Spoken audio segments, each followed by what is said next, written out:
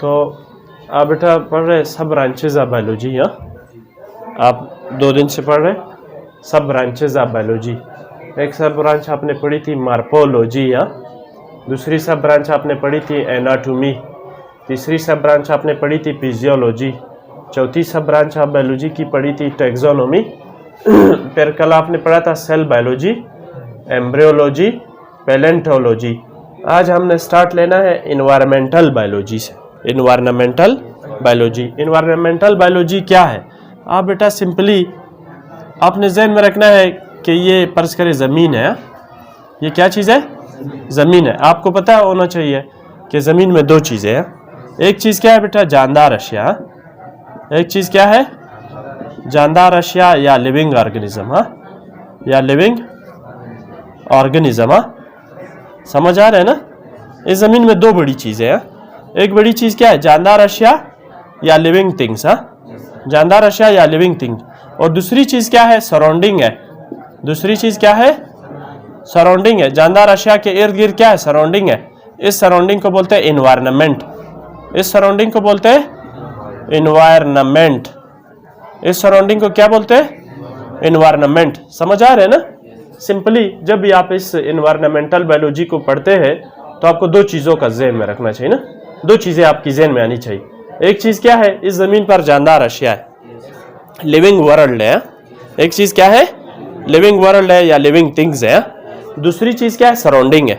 Surrounding को क्या बोलते हैं? इन्वायरमेंट। तो आप इन्वायरमेंटल बायोलॉजी में 2 चीज़ों की इंटरेक्शन पढ़ते हैं, 2 चीज़ों की रिलेशनशिप पढ़ते हैं। रिलेशनशिप क्या है? आप लिख लें, सराउंडिंग का, इन्वायरमेंट का जिंदा जानदारों के साथ ताल्लुक। ठीक है? जब हम जिंदा जानदारों का ताल्लुक इन्वायरमेंट के साथ पढ़ते हैं या इन्वायरमेंट का ताल्लुक जिंदा जानदारों के साथ पढ़ते हैं, इसको क्या बोलते हैं? Environmental biology. आप इसको लिख रहे हैं the relationship, the inter relationship, the inter relationship, the inter relationship between environment, between environment and क्या लिखूं? the interrelationship between environment and the interrelationship between environment and living organism. Good, ऐसे है। the interrelationship between environment and living organism is called as environmental biology, environmental biology. अभी आपको पता चला कि environmental biology क्या है? हाँ, बस बहुत सिंपल है। जिंदा जानदारों का इन्वायरमेंट के साथ ताल्लुक। ये क्या है? इन्वायरमेंट है। ये क्या चीज़ है? इन्वायरमेंट। आप जब इन्वायरमेंट का ताल्लुक जिंदा जानदारों के साथ पढ़ते हैं, जिंदा जानदार का माहौल के साथ ताल्लुक को पढ़ते हैं, इसको क्या बोलते हैं? Environmental biology. इसको क्या बोलते हैं? Environmental biology. अब इन्वायरमेंट बहुत ज़रूरी चीज़ है। सिंपल है ना? जहाँ इन्वायरमेंट होगा वहाँ जिंदा जानदार होंगे, जहाँ इन्वायरमेंट नहीं होगा वहाँ जिंदा जानदार नहीं होंगे। ऐसा है कि नहीं है? इस ज़मीन पे बेटा इन्वायरमेंट पाई जाती है, इस ज़मीन पर इन्वायरमेंट पाई जाती है तो जानदार अशिया भी मौजूद है। लेकिन दूसरे सियारों में, दूसरे प्लैनेट्स में, या मून में या चांद में ज़मीन तो मौजूद है लेकिन इन्वायरमेंट नहीं, और जब इन्वायरमेंट नहीं तो जानदार भी नहीं। समझ आ रहा है ना? तो बस सिंपली आपने ज़हन में रखना है कि इन्वायरमेंट जिंदा जानदारों को जिंदा रखने का जरिया है। ऐसा है कि नहीं है? इन्वायरमेंट जिंदा जानदारों को जिंदा रखने का जरिया है। जहाँ इन्वायरमेंट होता है वहाँ जिंदा जानदार होते, जहाँ इन्वायरमेंट नहीं होता वहाँ जिंदा जानदार नहीं होते। तो जानदार और इन्वायरमेंट के रिलेशनशिप को क्या बोलते हैं? Environmental biology. आप इसको कहाँ पढ़ते हैं? इन्वायरमेंटल बायोलॉजी में पढ़ते हैं। इन्वायरमेंटल बायोलॉजी की वो शाख है जिसमें आप जिंदा जानदारों के ताल्लुक को किस चीज़ के साथ पढ़ते हैं? इन्वायरमेंट के साथ। इन्वायरमेंट और जिंदा जानदारों के दरमियान जो ताल्लुक है, गिव एंड टेक ताल्लुक। ताल्लुक कैसा ताल्लुक है?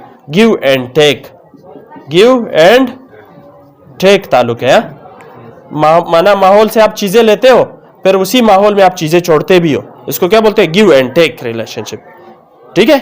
जानदार और माहौल के दरमियान गिव एंड टेक ताल्लुक को आप किस चीज में पढ़ते हैं? इन्वायरमेंटल बायोलॉजी में पढ़ते हैं। ऐसा कोई मसला तो नहीं? हाँ, एक स्टेप आगे जाओ। हाँ, नेक्स्ट आप ब्रांच लिख ले सोशियो बायोलॉजी। नेक्स्ट ब्रांच आप लिख ले socio biology, SOCIO, socio biology,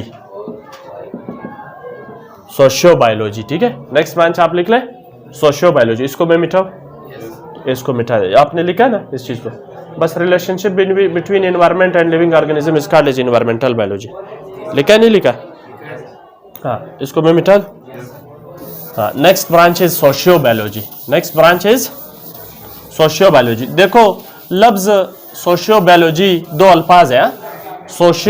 socio लफ्ज सोसाइटी से निकला है। सोशियो लफ्ज SOCIETY सोसाइटी से निकला है, और दूसरी चीज है लॉजी, स्टडी। ठीक है, सोशियो बायोलॉजी क्या है? सोसाइटी की स्टडी। ठीक है, समझ आ रहा है ना? अब सोसाइटी की स्टडी से क्या मुराद, सिंपली आपको बताता हुआ। फर्ज करें बेटा, फर्ज करें आपको पता है इस जमीन में जानदार रहते हैं, कई तरह के जानदार रहते कि नहीं रहते?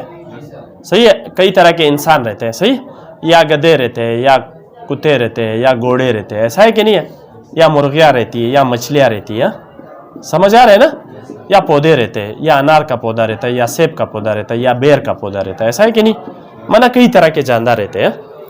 अब जो जानदार बेटा जिस जगह रहता है, जिस जगह रहता है, जो जानदार जिस जगह उठता बैठता है, उसकी लर्निंग में, उसकी सीखने में रोज बरोज कई नई चीजें आती है, और वो उन नई चीजों को सीखता रहता है। इसको क्या बोलते हैं? Social behaviour. समझ आ रहा है ना? आप देखिए जब छोटा बच्चा पैदा होता है, छोटा बच्चा पैदा होता है, जब छोटा बच्चा पैदा होता है तो माँ के गोद से लेकर बढ़ने तक वो आहिस्ता आहिस्ता अपने सराउंडिंग में जितनी भी चीज़ें हैं वो उसके बिहेवियर का हिस्सा बनती रहती है, ऐसा है कि नहीं है? अब वो उस जगह पर रहते हुए जुबान भी सीखता है, वही की जुबान सीखता है ना।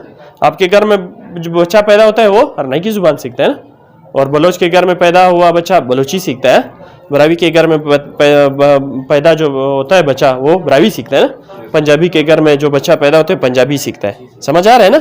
बस आप हर जानदार से मुतल्लिक ये सोचो कि जो जानदार जिस जगह पैदा होता है उस जगह पे रहते हुए वो क्या सीखता है? सोशल बिहेवियर सीखता है। क्या सीखता है? सोशल बिहेवियर सीखता है। सोशल बिहेवियर सीखता है, और वक्त के साथ साथ अपने वालिदैन की तरह लगने लगता है, और वक्त के साथ साथ अपने वालिदैन की तरह करने लगता है, ऐसा है कि नहीं है? आपके वालिदैन जो करते हैं आप भी वही करते हैं ना, समझ आ रहे हैं ना? तो अब मुर्गी का बच्चा मुर्गी के पीछे चलता है ना, मुर्गी के जैसी चीजों को सीखता रहता है, ऐसा है कि नहीं है? अब कुत्ते का बच्चा कुत्ते के पीछे चलते हुए कुत्ते के जैसे हरकत करना शुरू करता है, इंसान का बच्चा इंसान के साथ रहते हुए इंसान के जैसे बनने लगता है, ऐसा है कि नहीं? इसको क्या बोलते हैं? Socio biology. जब आप किसी भी जानदार की सोशल बिहेवियर को पढ़ते हैं, समझ आ रहा है ना? जब आप किसी भी पौधे की, किसी भी जानदार की, किसी भी बैक्टीरिया की, किसी भी इंसान की, किसी भी बकरी की, किसी भी मुर्गी की सोशल बिहेवियर को स्टडी करते हैं, समझ आ रहा है ना?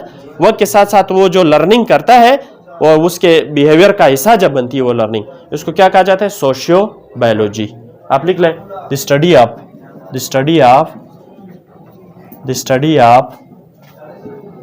Of social behaviours,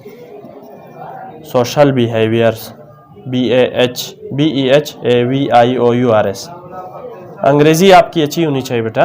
the study of social behaviours of every kind of living organism, आप every kind of living organism, every kind of living organism. इस जमीन पर पाए जाने वाले हर जानदार की सोशल बिहेवियर जो वो सराउंडिंग से सीखता है, सराउंडिंग से सीखने को या इसकी पर्सनैलिटी की वो चीज़ें जो इसका हिस्सा बन जाते हैं, जुबान, खाना पीना, उठना बैठना, ठीक है, सही है, जागना सोना। अगर आपके वालिदैन 12 बजे सोते तो आप भी 12 बजे सोते हैं, ऐसा है कि नहीं? अगर आपके वालिदैन 9 बजे सोते तो आप भी 9 बजे सोते हैं। इसको क्या बोलते हैं? Socio biology. सोशल बिहेवियर को आप किस चीज़ में पढ़ते हैं? सोशियो बायोलॉजी में। कोई मसला तो नहीं? इस जमीन पर पाए जाने वाले किसी भी जानदार की सोशल बिहेवियर की स्टडी क्या कहलाती है? Socio biology. इसमें कोई प्रॉब्लम तो नहीं? यहाँ तक बात क्लियर? हाँ, the study of social behaviours of every kind of living organism is called as socio biology, is called as sociobiology. Next branch is parasitology. बहुत आसान है. Next branch is parasitology. Next branch is parasitology. Yeah. Next branch is parasitology.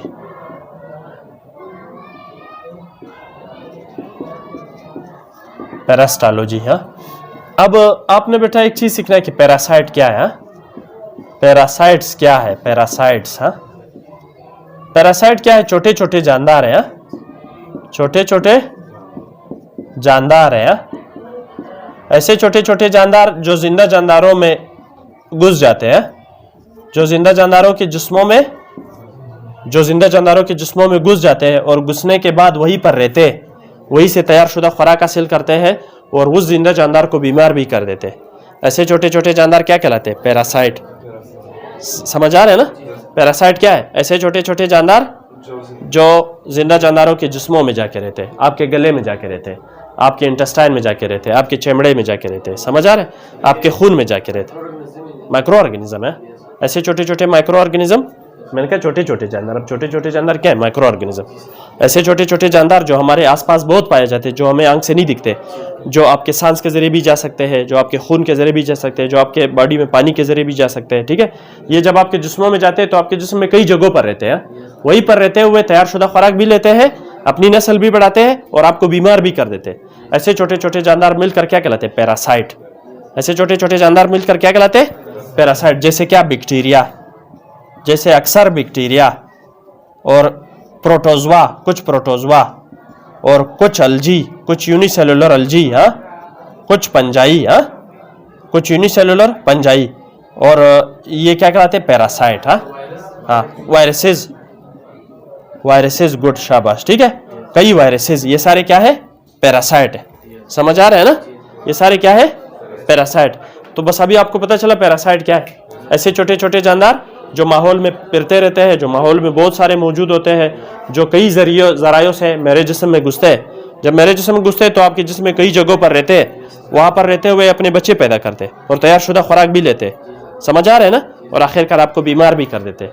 ऐसे छोटे छोटे जानदार मिलकर क्या कहलाते हैं? पैरासाइट। क्या कहलाते हैं? पैरासाइट। पैरासाइट का साइंसी मुतालिया क्या कहलाते हैं? पैरासिटोलॉजी। आप लिख दे, the study of parasite, the study about, the study about parasite, या the study of parasite, the study about parasite is called as parasitology, parasitology। Simple है ना? पैरासाइट का साइंसी मुतालिया क्या कहलाता है? पैरासिटोलॉजी कहलाता है। पैरासाइट का साइंसी मुतालिया क्या कहलाता है? पैरासिटोलॉजी कहलाता है। आपको पैरासाइट का भी पता चला, आपको पैरासिटोलॉजी का भी पता चला, कोई मसला तो नहीं। हाँ, नेक्स्ट सब branch of biology is immunology.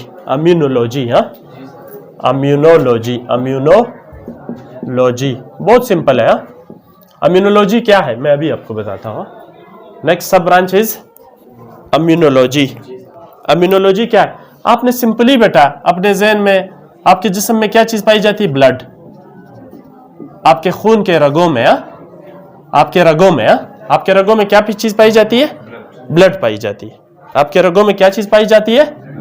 आपके जिस्म में जो रगे हैं और दिल है, इसमें क्या चीज पाई जाती है? ब्लड। समझ आ रहे हैं ना? ब्लड में सेल्स पाए जाते हैं। ब्लड में क्या चीज पाए जाते हैं? सेल्स पाए जाते हैं। तीन तरह के सेल्स है। एक तरह के सेल्स कहलाते हैं रेड ब्लड सेल्स, हाँ। एक तरह के सेल के टुकड़े कहलाते हैं प्लेटिलेट्स, प्लेटिलेट्स। एक तरह के सेल्स जो पाए जाते हैं वो क्या कहलाते हैं? WBC, white blood cells. आपने किसको याद रखना है? व्हाइट ब्लड सेल्स को याद रखना है, कोई मसला तो नहीं। हाँ, आपके रगों में, आपके दिल और रगों में क्या चीज पाई जाती है? Blood.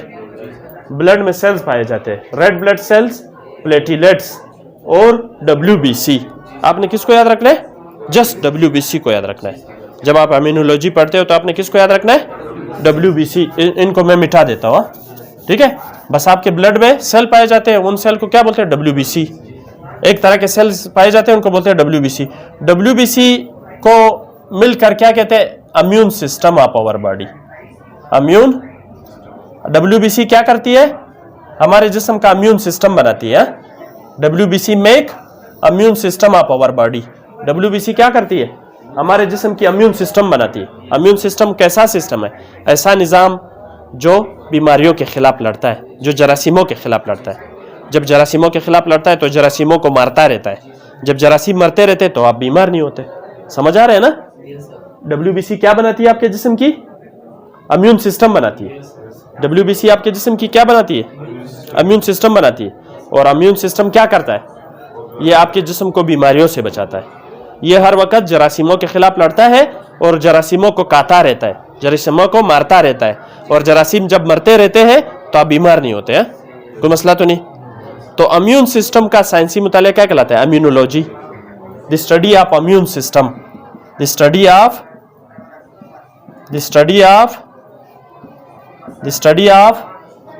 Immune system, the study of, समझ आ रहा है ना? The study of immune system, the study of immune system of our body is called as immunology, is called as immunology। Simple है ना? समझ आ गया? बस मेरे जिस्म में जो इम्यून सिस्टम मौजूद है उसका साइंसी मुताला क्या कहलाता है? इम्यूनोलॉजी। और ये भी आपको पता है कि इम्यून सिस्टम कौन से सेल बनाती है? WBC बनाती है। और WBC कहाँ पाई जाती है? रगों में पाई जाती है, खून में पाई जाती है। खून कहाँ पाई जाती है? रगों में। बस मेरे रगों में जो खून है उस खून में WBC है और WBC मिलकर क्या बनाती है? इम्यून सिस्टम बनाती है। और इम्यून सिस्टम का साइंसी मुताला क्या कहलाता है? इम्यूनोलॉजी। क्लियर हो गया? कोई मसला तो नहीं? अब नेक्स्ट ब्रांच आप लिखेंगे एंटोमोलॉजी। नेक्स्ट ब्रांच आप लिखेंगे, इसको मैं मिटा दूं? मिटाओ। हाँ, नेक्स्ट ब्रांच आप जल्दी जल्दी मेरे साथ नोट भी करते जाए। नेक्स्ट ब्रांच क्या है? एंटोमोलॉजी।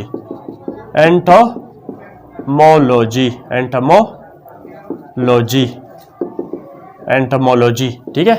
एंटोमोलॉजी क्या है? आप लिख ले, this scientific study of insect, the study of insect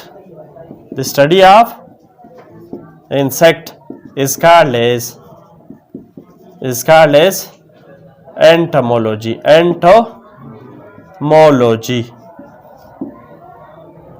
insect किन चीज को बोलते हैं? हाँ, अशरात को बोलते हैं ना इंसेक्ट, ठीक है। जैसे बेटा तितली है, जैसे तितली है, मक्खी है, हाउस फ्लाई है, ठीक है, मच्छर है, समझ आ रहा है ना, लालबेग है, सही है, और क्या, ग्रास ऊपर है, ग्रास ऊपर, ग्रास ऊपर है, मलख हो, सही है। जो आपके पौधों के पास आते हैं और उन पौधों को खाते हैं, उनको क्या बोलते हैं? इंसेक्ट्स। पता है ना इंसेक्ट्स? इंसेक्ट क्या चीज़ है? कीड़े मकोड़े बोलते हैं, कीड़े मकोड़े हैं। अब कीड़े मकोड़े जैसे तितली, मक्खी, मच्छर, लालबेग, ग्रासहॉपर और भी ढेर सारे हैं, समझ आ रहे हैं ना, और भी ढेर सारे, इन सबको मिलकर क्या बोलते हैं? इंसेक्ट। इंसेक्ट का साइंसी मुतालिया क्या कहलाता है? Entomology. The study of insect is called as entomology. कोई मसला तो नहीं?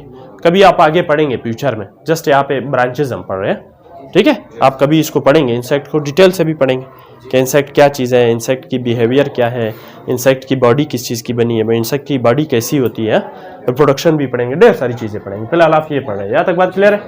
Next branch is genetics. Next branch is, उसको मैं मिटा दूं, अच्छा, next branch is genetics. Next branch is genetics. Genetics क्या है? जब भी बेटा जेनेटिक्स की नाम को सुनते हो आपको सेल याद आनी चाहिए। क्या याद आनी चाहिए? सेल याद आनी चाहिए, ठीक है। आपके ज़हन में क्या आना चाहिए? कि सेल की बात हो रही है, और सेल में बेटा एक जगह है उसको बोलते हैं न्यूक्लियस। फिर सेल में किस चीज़ की बात हो रही है? न्यूक्लियस की बात हो रही है। न्यूक्लियस में किस चीज़ की बात हो रही है? न्यूक्लियस में दागे नुमा स्ट्रक्चर है जो हर जानदार के मखसूस होते हैं। ये दागे नुमा स्ट्रक्चर क्या कहलाते हैं? क्रोमोसोम्स। क्या कहलाते हैं? क्रोमोसोम्स कहलाते हैं। क्रोमोसोम के अंदर, क्रोमोसोम दो चीज़ों का बना होता है, क्रोमोसोम दो चीज़ों का बना होता है। एक को बोलते हैं DNA, डीऑक्सीराइबोन्यूक्लिक एसिड, और दूसरी चीज़ क्या है? प्रोटीन, ठीक है। दूसरी चीज़ क्या है? Chromosome is made up of DNA and protein. आपने किसको याद रखना है? DNA को याद रखना है, ठीक है। DNA क्या है? एक मॉलिक्यूल है। DNA क्या है? मॉलिक्यूल है, CD नमा मॉलिक्यूल है, डबल हेलिक्स मॉलिक्यूल है, ठीक है। और DNA न्यूक्लियोटाइड की बनी है। आप कभी पढ़ेंगे कि न्यूक्लियोटाइड क्या है? मैं आपको बता रहा हूँ, जब भी जेनेटिक्स की बात आती है सेल को याद रखना चाहिए। सेल के अंदर न्यूक्लियस को याद रखना चाहिए, न्यूक्लियस में chromosome, chromosomes are made up of DNA and protein. आपने क्रोमोसोम में किसको याद रखना है? डीएनए को।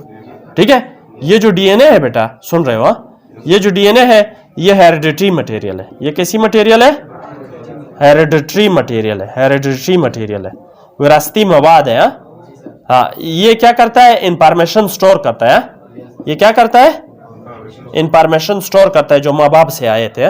अब मुझ में जो डीएनए, मेरी डीएनए में इंफॉर्मेशन स्टोर होती है मेरे में माँ बाप की, ये इंफॉर्मेशन फिर आगे मेरे नस्ल में चलते हैं। मेरे जब बच्चे पैदा हुए हैं मुझसे ये जेनेटिक इंफॉर्मेशन मेरे बच्चों में गए। सही है ना बेटा? तो डीएनए जो है हेरिडिटरी मटेरियल है, ये इंफॉर्मेशन स्टोर करती है। क्या स्टोर करती है? इंफॉर्मेशन स्टोर करती है। इसमें मालूमात स्टोर होते हैं। ये मेमोरी कार्ड की तरह है। ये इंफॉर्मेशन की क्या है? मेमोरी कार्ड है। ये इंफॉर्मेशन जो स्टोर होते हैं जिस जगह पे, वो जगह क्या कहलाती है? जीन। इंफॉर्मेशन डीएनए में किस जगह स्टोर है? हाँ, जीन। जीन क्या है? इंफॉर्मेशन को स्टोर करता है। समझ आ रहा है? तो जीन्स का साइंसी मुतालिया जेनेटिक्स कहलाता है। सिंपल है ना? देखो, जेनेटिक्स क्या है? The scientific study of gene. The scientific study of gene is called as genetic. कोई मसला तो नहीं? देखो कितनी लंबी बात है ना। हाँ, जेनेटिक्स क्या है? सेल, सेल के अंदर न्यूक्लियस, न्यूक्लियस में क्या? Chromosome, chromosome DNA and protein. आपने डीएनए को याद रखना है ना। DNA is called as hereditary material.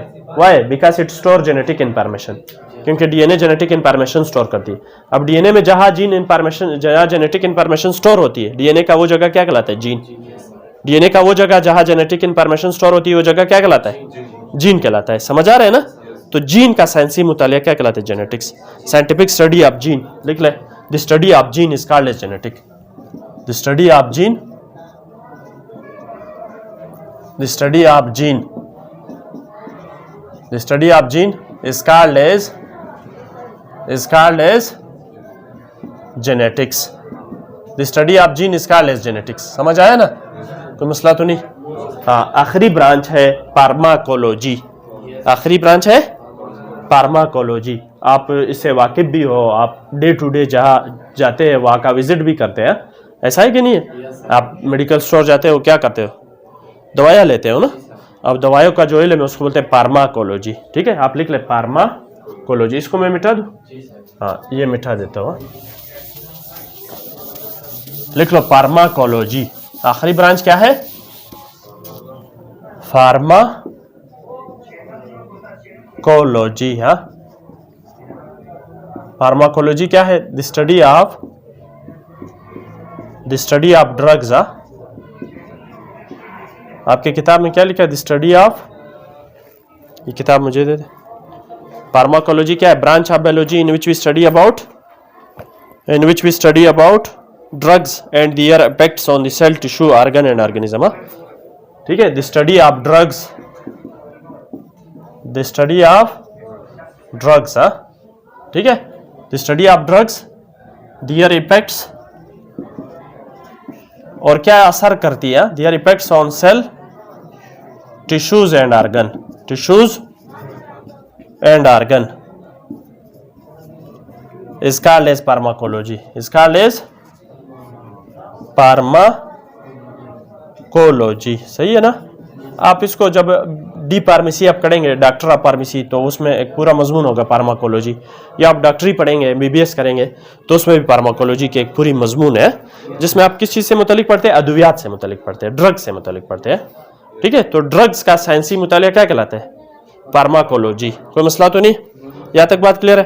तो हमारा पूरा जो टॉपिक था सब ब्रांचेज ऑफ बायोलॉजी वो आज कवर हो चुका है। ठीक है, आपने पहला ब्रांच पढ़ा था मार्फोलॉजी, जिसमें आप पार्म और स्ट्रक्चर की स्टडी करते थे। किसी भी जानदार के पार्म और स्ट्रक्चर की स्टडी क्या कहलाती है? मार्फोलॉजी।